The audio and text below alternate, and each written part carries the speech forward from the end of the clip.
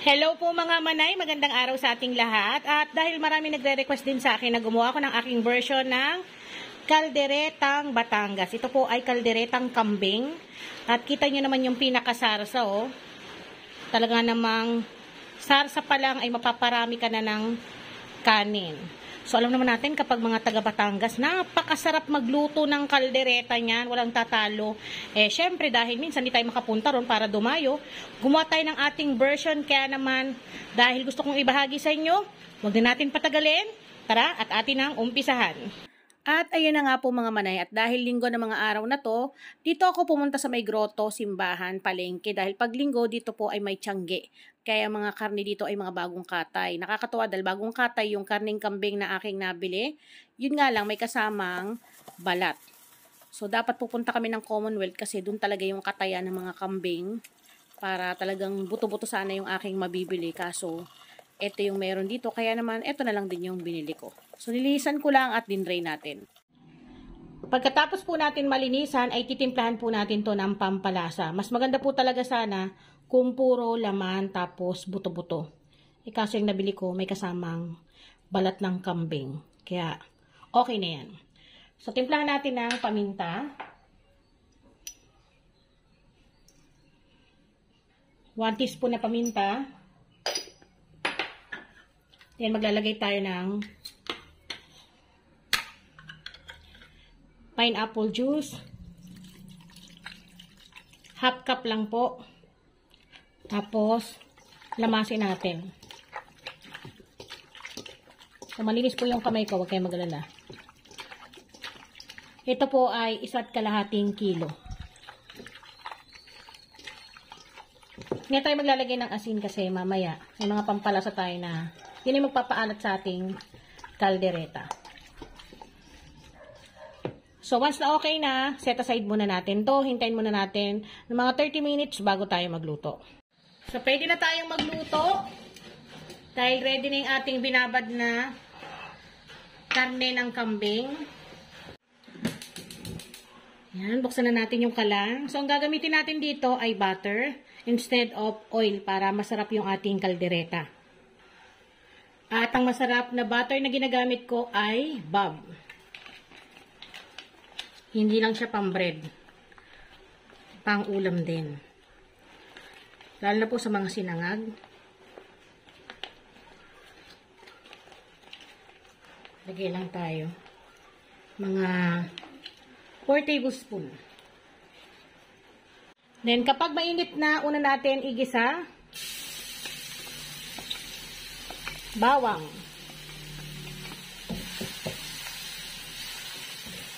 Yung bawang natin ay ito po ay 2 buo ng bawang yung ginamit ko dito.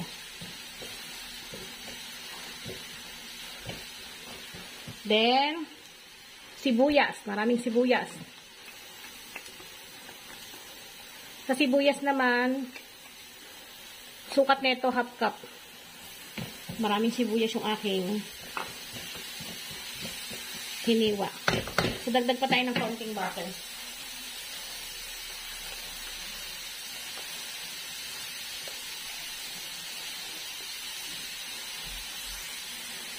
Then, mix lang natin.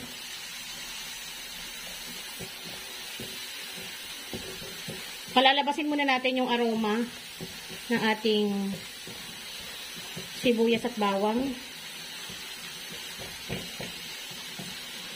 Meron kasing nabibilhan na kambing, na karne ng kambing, yung walang balat eh. Doon kasi sa grotto, kasama yung balat. Pag may balat kasi, masarap yun, sinampalukan.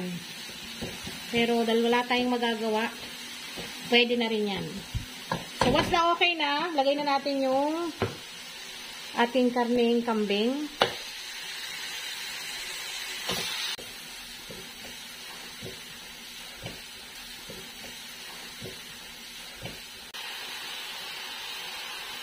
Maganda kasi ito na sinasangkot siya muna natin.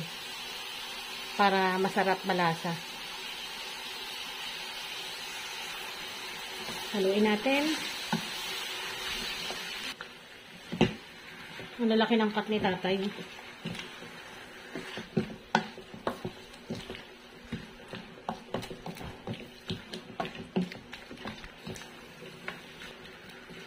So, pag nasangkot siya na natin, hayaan muna natin ng ganyan. So, hayaan muna natin mga at least 10 minutes. Haluin ulit natin. Ngayon, haluin ulit natin. Napapalaban tayo ng kain dito. Masarap to kapag maanghang. Dahil yung sarsa pa lang neto, siguradong uubos na ng ilang cups na ang kanin. So, titimplahan na natin. Bali, maglalagay tayo neto. Worcestershire sauce. Tama ba yung basa ko? Kayo nang bahala dyan. Humusga. So, ito, nabibili ito sa mga supermarket. Mga 2 tablespoon lang yung ilalagay natin dito sa ating niluluto. So, tansya-tansya lang din naman minsan pag nagluluto ako mga manay. Ayan. Okay na yan. Tapos, oyster sauce. 3 tablespoon ng oyster sauce. Then, mag-a-add pa ako ng half teaspoon ng pamintang durog. Then, haluin muna natin.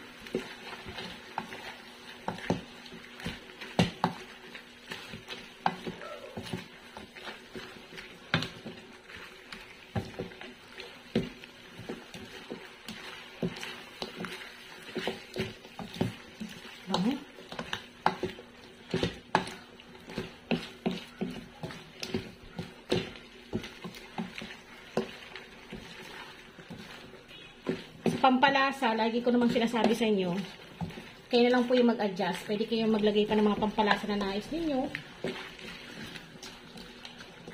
At para sa ating pagpapalambot, para mas masarap, mas malasa, gagamit tayo ng lemon lime soda, isang 500 ml.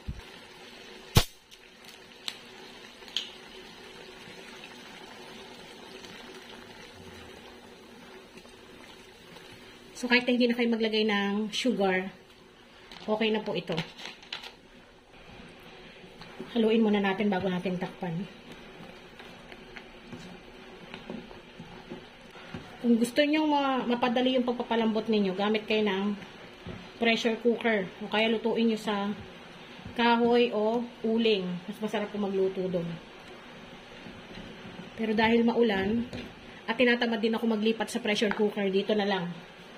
Takpan natin to, tapos hayaan natin at least 30 minutes bago natin yan balikan.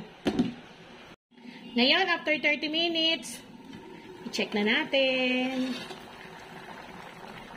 Grabe, nagmantika, no? Haluin muna natin. At maglalagay na tayo ng pickles. Ayan. 2 kutsara lang po ito. Para hindi siya sobrang asim dahil naglagay na tayo ng pineapple juice. Tapos, liver spread. 3 kutsarang liver spread. Yung maliit na liver spread, huwag nyo pong ubusin lahat. Ngayon, sakto lang. Para hindi siya nakakaumay. Then, ito, purong mani. Bali, 3 kutsara to.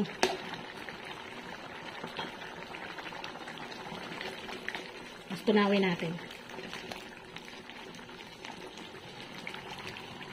Yan yung magpapalapot sa ating kaldereta.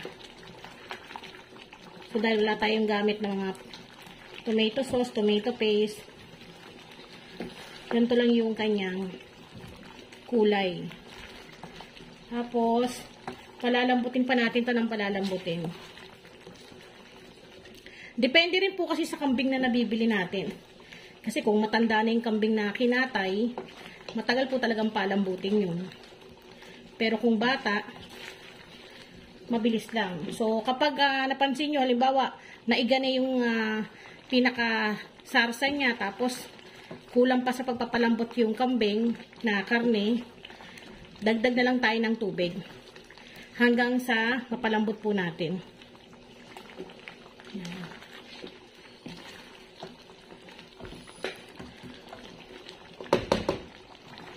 Maglalagay din ako ng liquid seasoning, 1 tablespoon. Saluin natin ulit. Bango. Pero hindi pa totally malambot yung ating karne, kaya palambutin pa natin to. Bali, tatakpan ulit natin to. Tapos, sayaan natin ng ilang minuto. So, i-check na natin. Wow! Kita nyo naman, oh. Ang lapot na.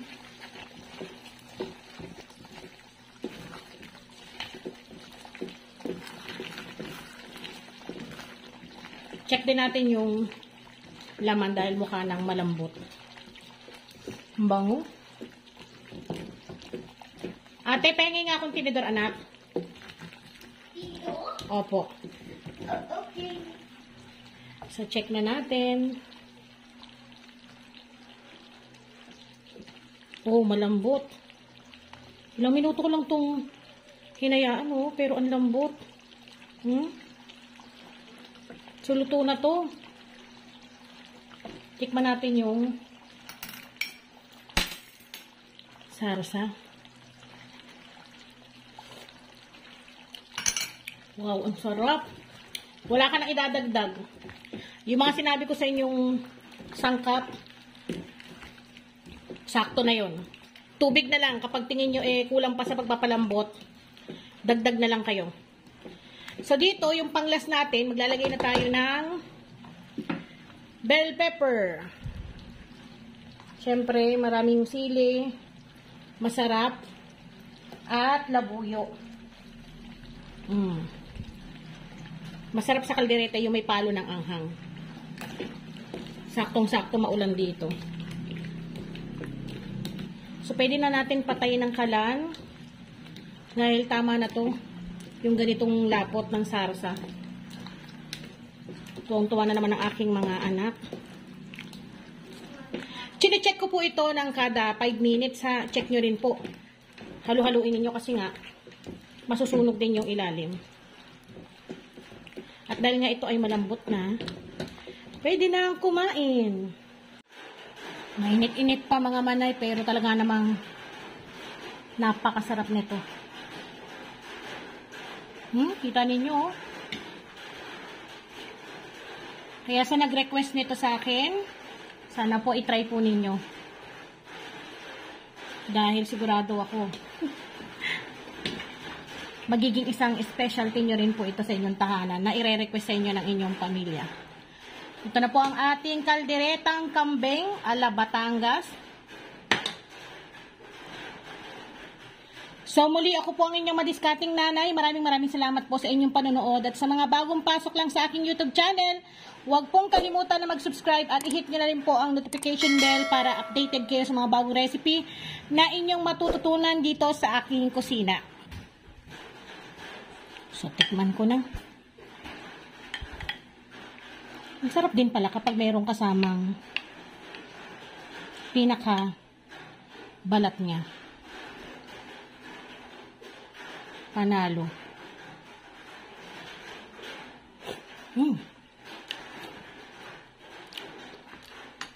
So, paalam po. Kain po tayo.